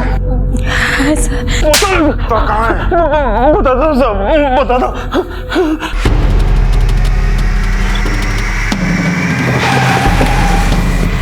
मैडम आपको हमारे साथ थाने चलना है, लेकर मुझे मैंने कुछ किया नहीं है। एक मिनट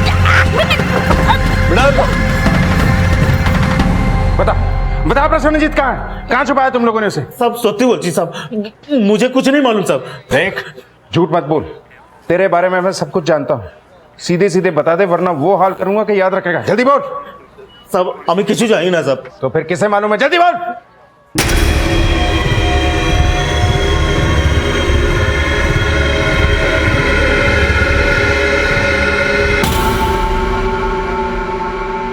सर उस दिन जब मैं ऑफिस से घर आई और ऊपर के कमरे में गई तो मैंने वहाँ लड़कियों की चीज़ें देखी, बाल, कपड़े।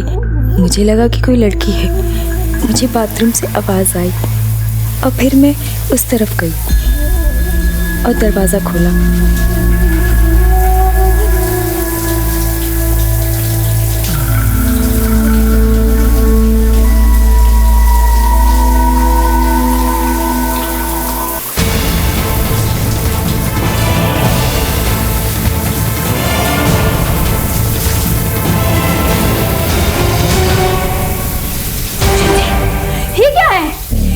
लड़की हो? मतलब मैंने एक लड़की से शादी की है? नहीं मिस्टी, जैसा तुम समझ रही हो वैसा कुछ भी नहीं है। जो मैं देख रही हूँ वो क्या गलत हो जाएगा? वो झूठ हो जाएगा? ऐसा कुछ नहीं है, मुझे थोड़ा सा वक्त दो। मैं तुम्हें नहीं छोड़ूंगी, मैं नहीं छोड़ूंगी तुम्हें। क्या प्रसन्नजीत लड़का नहीं लड़की था। तुम्हारी बेटी मर्द के वेश में एक औरत थी। क्यों छुपाया दुनिया से ये सब? कब से चल रहा था ये नाटक? साहब, बचपन से ही मौसमी को लड़कों के जैसा कपड़ा पहनना, उनके साथ रहना और उनके जैसा दिखना अच्छा लगता था। वो कपड़े खरीदने भी जाती थी तो लड़कों के कपड़े खरीदने की जिद करती थी।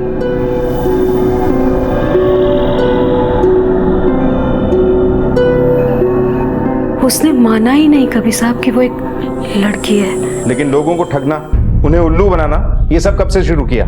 जब हमने कांची का घर छोड़ा साहब, तो मौसमी को लड़का बनकर रहने की आज़ादी मिल गई। लोगों को भी समझ में नहीं आता था कि वो एक लड़की है। मौसमी ने भी इस सब का बहुत फायदा उठाया। वो लोगों को ढककर छूम मंतर हो जाती थी साहब, और मुझे भी पैसा कमाने का ये एक आसान साधन लगा। तुम्हारी पहचान इन लोगों से कब और कैसे हुई? तकरीबन आज से 5 साल पहले मौसमी से मैं अपने दोस्त के जरिए मिला था सब, और उसकी असलियत जानने के बाद हम लोगों ने यह तय किया था कि उसकी इस खूबी का हम लोग बड़ा फायदा उठाएंगे और बड़ा हाथ मारेंगे। और सब मौसमी हमेशा प्रसन्नजीत का भेष बदल के ही चलती थी।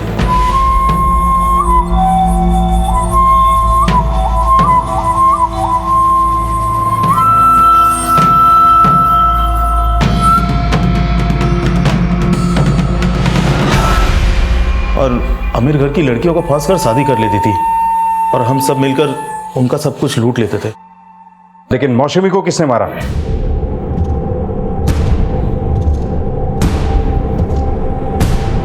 उसने मेरे साथ एक ऐसा धोखा किया जिसके बारे में कोई सोच भी नहीं सकता था। मैंने प्रसन्नजीत को इतना प्यार किया, सब कुछ छेड़े, निजे माँ बाप सबको छोड़कर मैं उसके पास आई थी। उसने मेरे साथ इतना बड़ा धोखा किया। इसलिए साहब मार दिया मैंने उसे। तुम्हारी तो वो लड़की थी, तो तुमने उसकी हत्या की बात क्यों छुपाई? क्यों किया तूने ऐसा? बोल क्यों किया?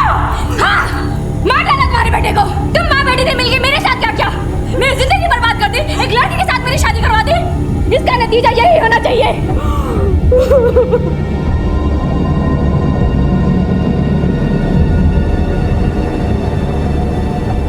वैसे भी हम लोगों को एक न एक दिन जेल जाना ही था, इसीलिए हम लोगों के बीच एक समझौता हुआ। न इस खून के बारे में मैं किसी को बताऊंगी, और मिष्टी हमारे राज को राज रखेगी। इसीलिए हमने लाश को चुपचाप ठिकाने लगाने का फैसला कर लिया।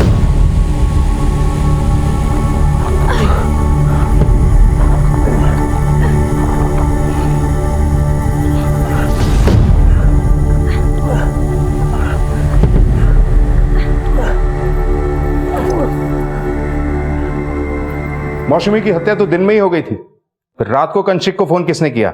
मैंने किया था, इनके कहने पर। हेलो बाबा, আমি মৌসুমি কথা বলছি। मौसमी? क्या? कंचिक ने मुझे घर से बाहर निकाला था।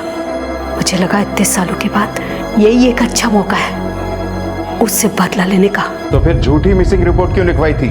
हमने सोचा कि किसी को इसके बारे में कुछ पता नहीं चलेगा, क्योंकि दुनिया की नज़रों में तो मौसमी थी ही नहीं, और हम सब भूल गए थे कि प्रसन्नजीत तो है दुनिया की नज़रों में, और प्रसन्नजीत अगर वापस नहीं लौट के आया तो उसके ऑफिस वाले उसको ढूंढने की कोशिश ज़रूर करेंगे।